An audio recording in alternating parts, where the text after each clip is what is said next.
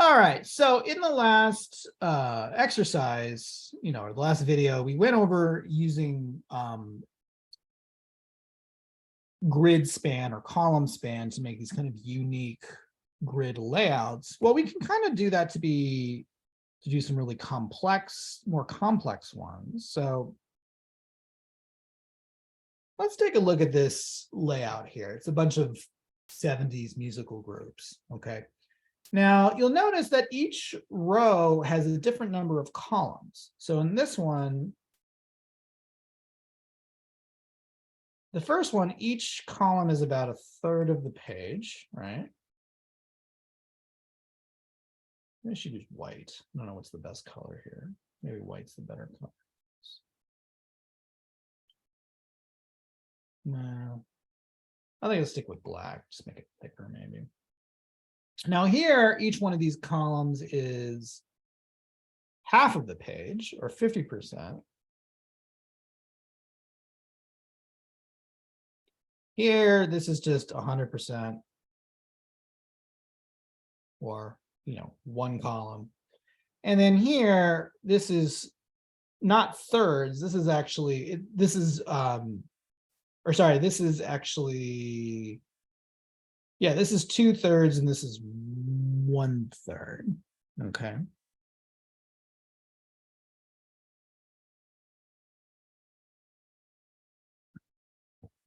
All right, so it's this very unique kind of layout. So what can we do here?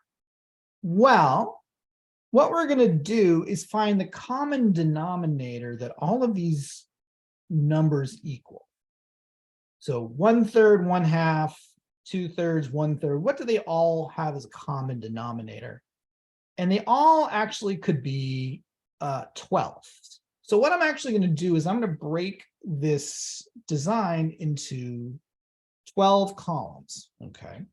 Then we're going to do is figure out how much of a 12th each of my individual items should be. Okay, I know that kind of sounds weird now. I promise it'll make more sense when we walk through this, so just kind of follow me here. All right, so once again, I got this page. It's broken into, there's a container with about 1, 2, 3, 4, 5, 6, 7, 8 different bands or musical groups being added to it. Let's take this and just divide it really quickly. Container, display grid, and grid template columns. Now I could break this into percentages, 100 divided by 12 is what we wanted, or 8.33. So I could do 8.33 times 12. So I could just, 1, 2, 3, 4, 5, 6, so on and so on. But once again, this might be an area where using that repeat is better and using fractions is better. So I'm going to say repeat 12 and then 1 FR, or 1 fraction. So it's going to take this and divide it into 12 equal parts. All right, there it goes. All right, let's go back to our design. So the first one had supposed to be about a third, right? Well, if this is broken into 12ths, then,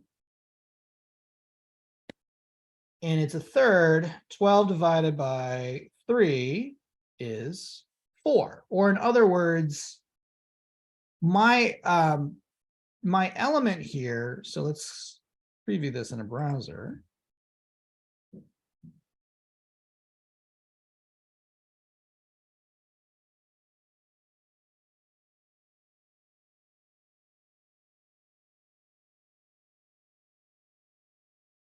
This first one, Black Sabbath, should go 1, 2, 3, 4. Because that would be a third of the page, because 4 is a third of 12, right? So what I'm going to do is, here's Black Sabbath. It has an ID of Sabbath. Let's use that grid column starts at column 1, and it's going to end at 1, 2, 3, 4, column 5.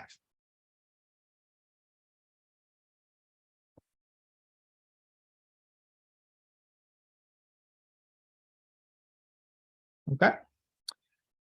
Let's do Jackson 5. Jackson 5 is also a third, right? So it's still that same 4 units. So if it's starting, let's go back to here.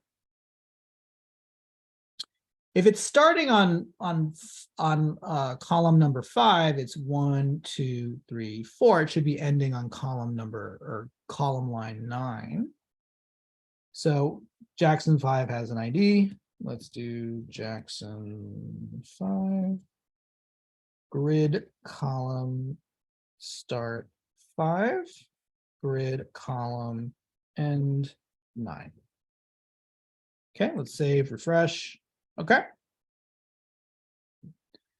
So you can see that this is now a third, this is a third. Now the Ramones is also a third, so it should go from column line 9, 1, 2, 3, 4, and end up on line or column line 13. So I could do it this way. It is, it gets a little tedious. There's actually a little shorthand that we can do. So what I can do is something like this, where instead of saying grid column start, grid column end, I can just say grid column. And then I can give it the shorthand of the first is the column number we're starting with, slash, and then the column number we're ending. So we wanted to start on column number 9, and we want to end on column number 13. Okay. All right, let's go back. So once again, this is, each of these is 50% or 1/2. Okay, 1/2 of the base number is 12.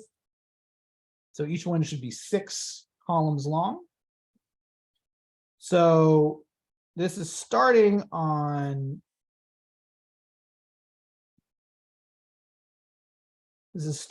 line 1, and then it should go 1, 2, 3, 4, 5, 6, or go to column line 7. So let's do clean. Once again, I'm just going to use the shorthand grid column. The first is the column number we're starting at, which is 1. The second is the column number we're ending at, which is 7.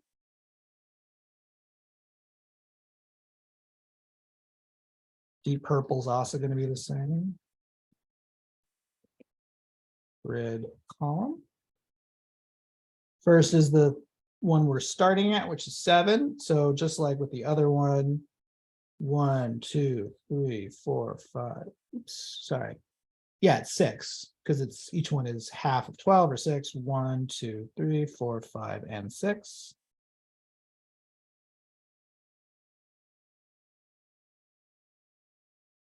All right. So even though these have different percentages, they all work, right? And I can, now the Aerosmith is a 1-column layout. So it should go the whole width. So that would be, let's do Aerosmith. So it should basically go all the way from line or column number 1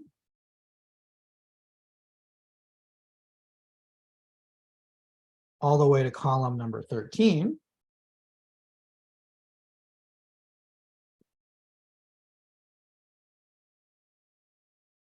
Spell it right, hopefully I did. So 1 to 13. Oh, there you go.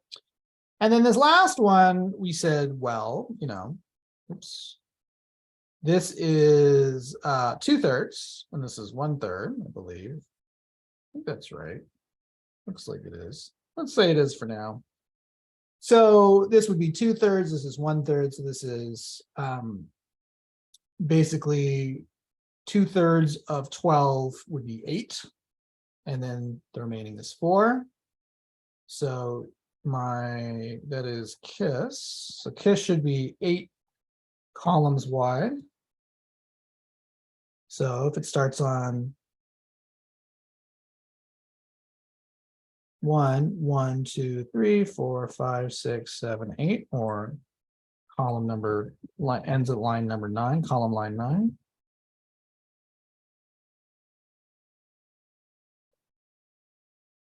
All right. The remaining, this should start on 9, end up on the end, which is 14, or sorry, 13. So this is ABBA.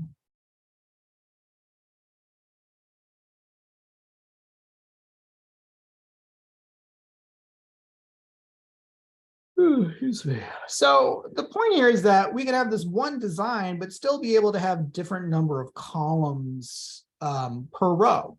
Because you're not always going to want the same number of columns. So like here, it's like, see how like here, this is like 50%, 50%, then this is divided. Now each one here is 1/4%. And then sometimes it's like 1/3 or something. So it's like, you can see how like in this particular design, how much stuff takes up, will change, right? How much percentage is each column going to be? All right, so we can have, that's a way to play around with column span to get some more sophisticated layouts. Let's do a couple more things we can do with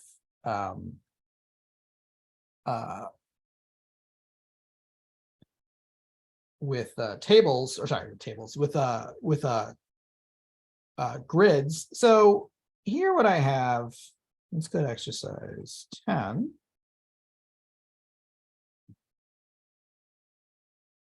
Oops.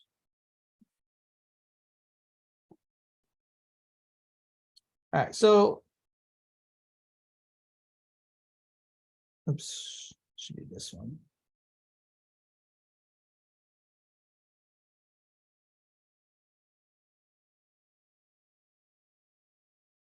Oops, I have this slight.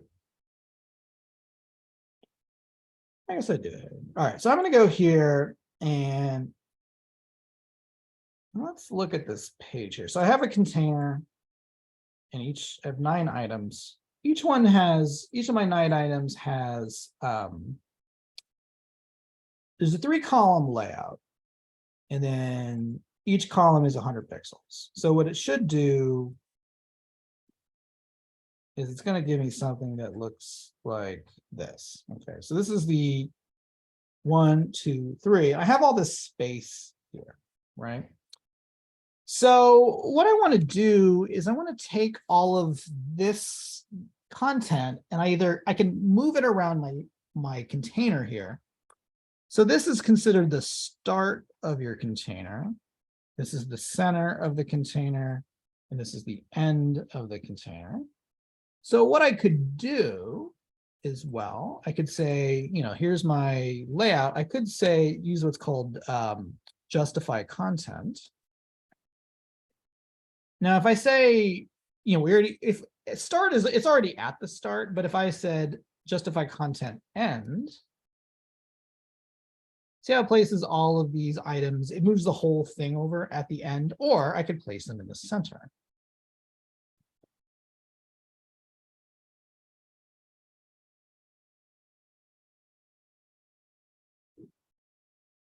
Another thing we could do is, so right now, all 3 columns are kind of put in the center. So there's like, kind of hard to see it, but it's kind of like, you can see how these are kind of all sitting in the center here. What if I wanted these evenly distributed? Okay, so like this would go here, this would go here, this would go here.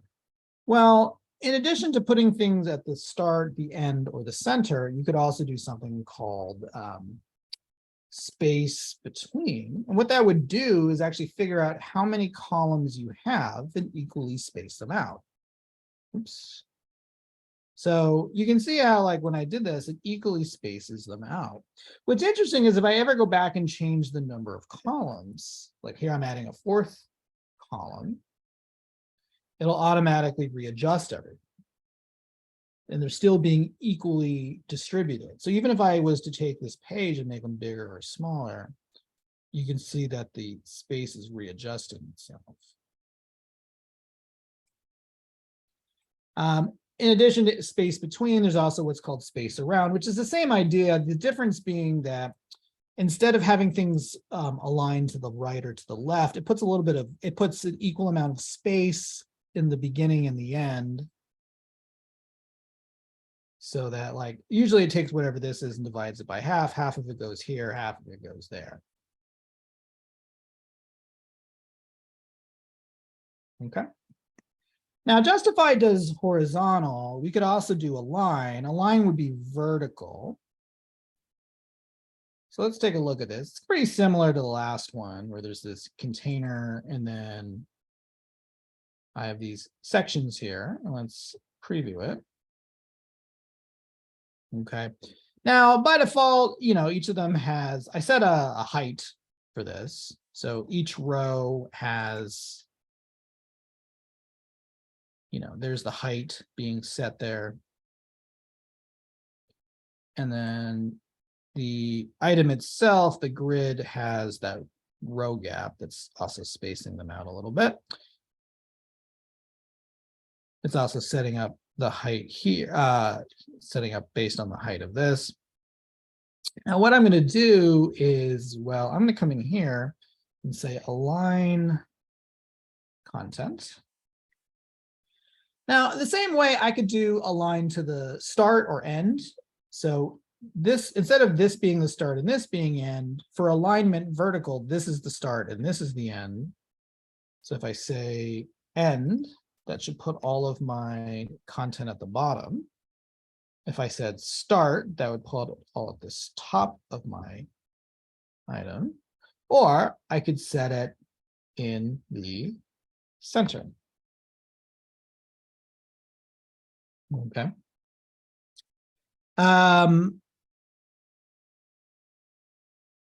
Just like before, I could do something, I could do the space between.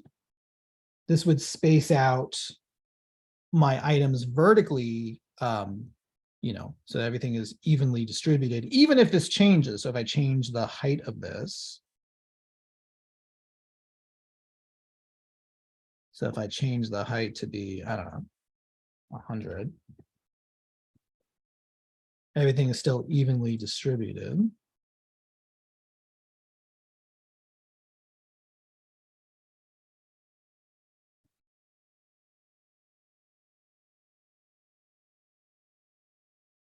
Okay.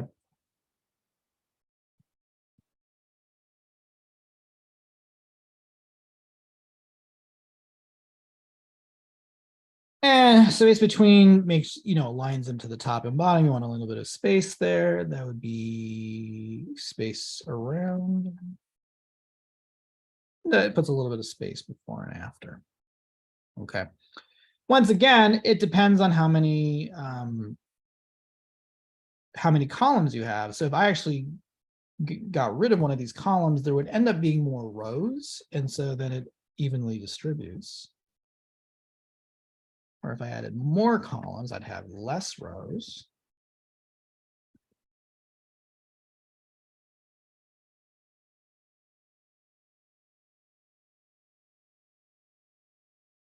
Okay.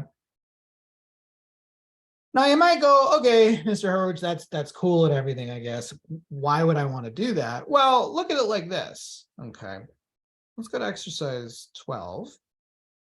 And I have this container.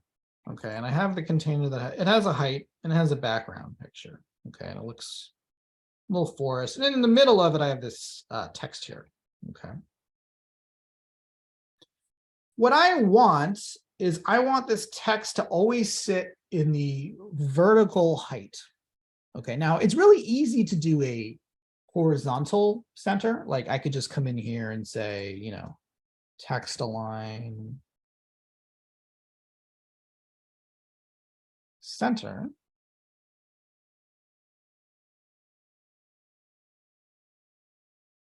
Oops.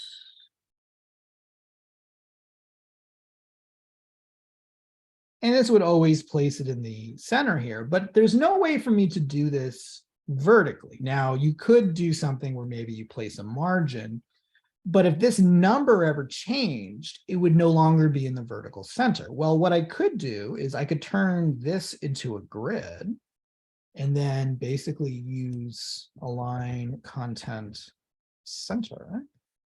That'll place this item in the horizontal center. This text align is setting up the horizontal center, while this is setting up the vertical center. And then this will always stay in the middle, no matter what. So even if I change the height of this to be shorter or to be taller,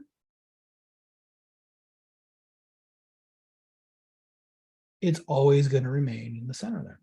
Okay.